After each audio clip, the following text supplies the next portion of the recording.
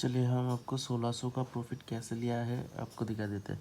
Nifty और Sensex प्राय ऐसे ही कैंडलस्टिक पैटर्न बनाया है। आप देख सकते हो ये निफ्टी का है, ठीक है, और ये है सेंसेक्स का, सेम ही तरीका का है ये सेंसेक्स का। तो हम निफ्टी में आपको समझ देते हैं कैंडल पैटर्न्स 99% सेम बना है, ठीक है।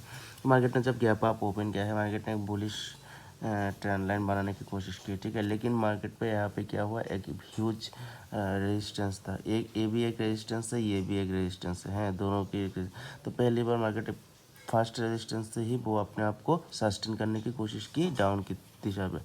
फिर जाने की क्या किया, यहाँ पे एक रेड कैंडल बनाया है। तो रेड कैंडल के हिसाब से हमको क्या देखना चाहिए, यहाँ पे डाटा और वॉल्यूम।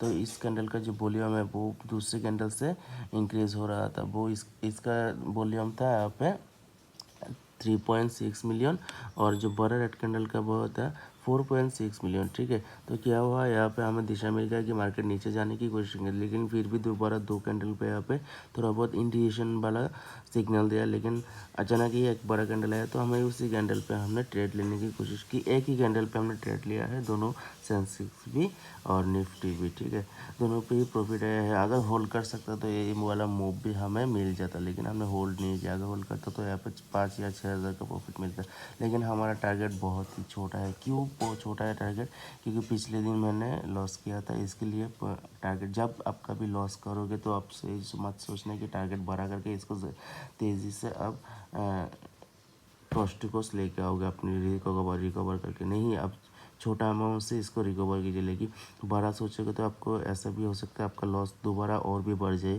तो इसलिए छोटे अमाउंट से कीजिए।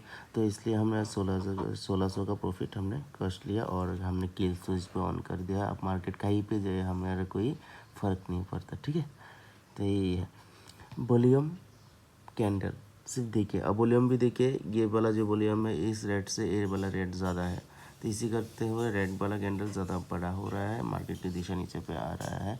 और डाटा पे भी बहुत सारा चेंजिंग आ रहा था। कॉल डाटा जहाँ पे था 15,000 था, वहाँ पे 15,000 के हट के वो 30,000 आ गया। जहाँ पे पुट रेटर था लगभग 70,000, वो भी सिर्फ 90,000 गया है। वो चेंजिंग की परसेंटेज के हिसाब से कॉल डाटा ज़्यादा बढ़ा था, इसलिए नीचे आ गया, ठीक है।